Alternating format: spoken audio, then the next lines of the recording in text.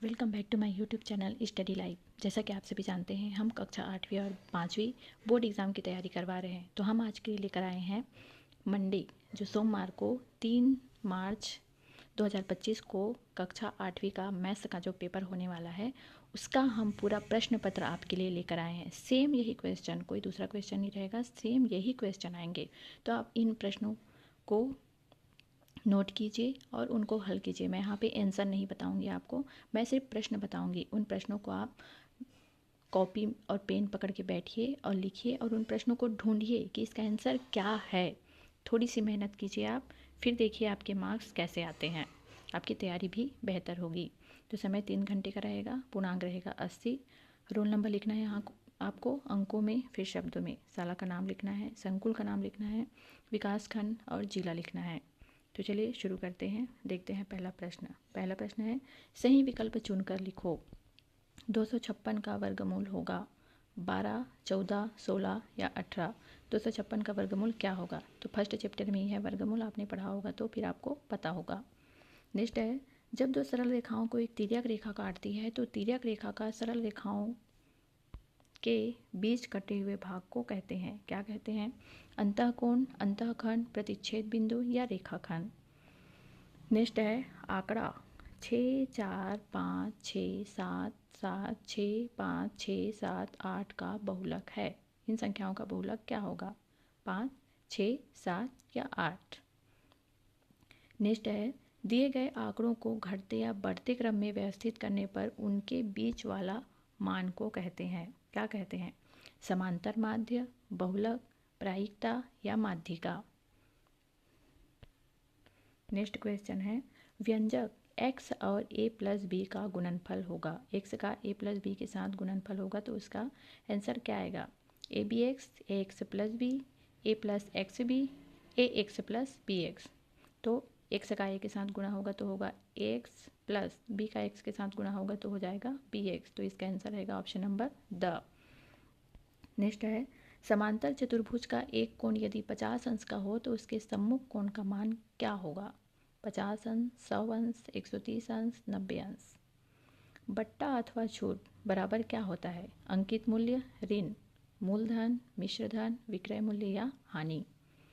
Next है, ए गुना B बराबर B गुना ए का जो नियम है वो कौन सा नियम है? क्रम विनिमय नियम है, साहचर्य नियम है, योज्य तत्समक है, गुणन तत्समक है। नेक्स्ट है, ऋण 5/7 का योज्य प्रतिलोम खाली स्थान होगा। ऋण 7/5, 5/7, 7/5 या ऋण 5/7। नेक्स्ट है, 12 तथा ए बी का गुणनफल होगा। 12 और ए बी का गुणनफल क्या होगा? 12 A B, 12 plus A B, 12 A, 12 B. तो 12 का ए बी के साथ गुणनफल होगा तो वो होगा 12 ए बी। नेक्स्ट है, वृत्त के केंद्र से जीवा पर डाला गया लंब जीवा को खाली स्थान करता है। नेक्स्ट है, वर्ग एवं सम चतुर्भुज के विकर्ण खाली स्थान पर समद्विभाजित होते हैं। लघु वृत्तखंड का कोण खाली स्थान होता है। चतुष्फलक में शीर्ष की संख्या खाली स्थान होगी। यूलर संबंध v ऋण e प्लस f का मान सदैव खाली स्थान होता है। नेक्स्ट है, अति लघु उत्तरीय प्रश्न, 27/125 को घात के रूप में व्यक्त कीजिए। तो 27 जो है वो 3 का घात है और 125 जो है वो 5 की घात 3। तो ये हो जाएगा 3/5 पूरे की घात में 3। निम्न चित्र में x और y का मान ज्ञात कीजिए। इस चित्र में आपको x और y का मान ज्ञात करना है। आप प्रश्न को ध्यानपूर्वक नोट कीजिए, कॉपी पेन बिल्कुल लेके बैठिए और अगर आप 8th क्लास में हैं तो आप मंडे के लिए प्रिपेयर हो जाइए, तैयारी कर लीजिए। निम्नलिखित बहुपद के चर राशि के घातांक को घटते क्रम में लिखे। घटते क्रम मतलब जिसका घात सबसे बड़ा है वो सबसे पहले आएगा। तो इसमें कौन सी घात सबसे बड़ी है? तो ये होगा 12y की घात 4, ऋण 8y की घात 3, ऋण 6y की घात 2, धन 4। ये है घटते क्रम में। घटते क्रम में मतलब सबसे बड़ा सबसे पहले, फिर उससे छोटे, फिर उससे छोटे, फिर सबसे छोटे लास्ट में।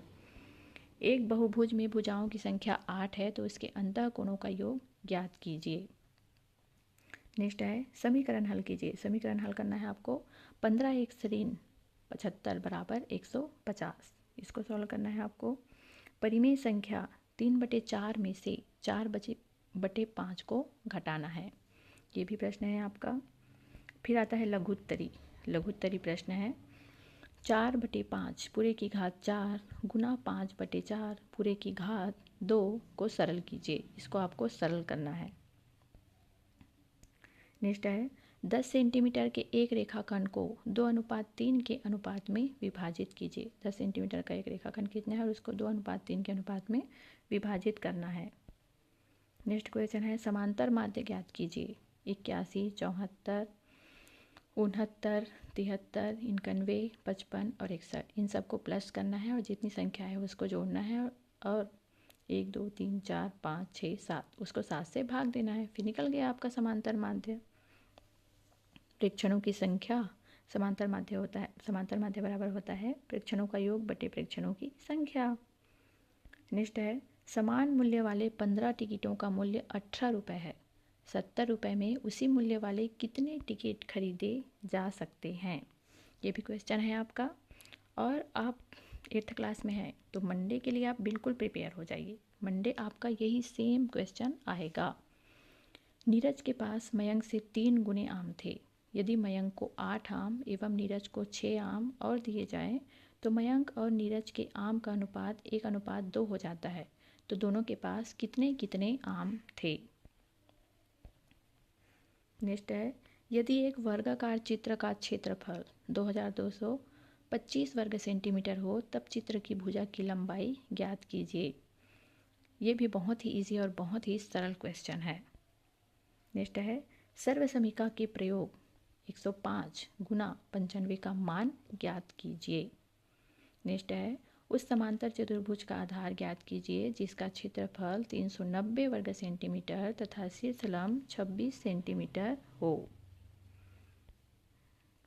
नेक्स्ट है आपका उस घनाभ का संपूर्ण पृष्ठीय क्षेत्रफल ज्ञात कीजिए जिसकी लंबाई चौड़ाई व ऊंचाई क्रमशः 6.5 सेंटीमीटर, 4.5 सेंटीमीटर और 2 सेंटीमीटर है। अब आता है हमारा लास्ट क्वेश्चन दीर्घ उत्तरी प्रश्न।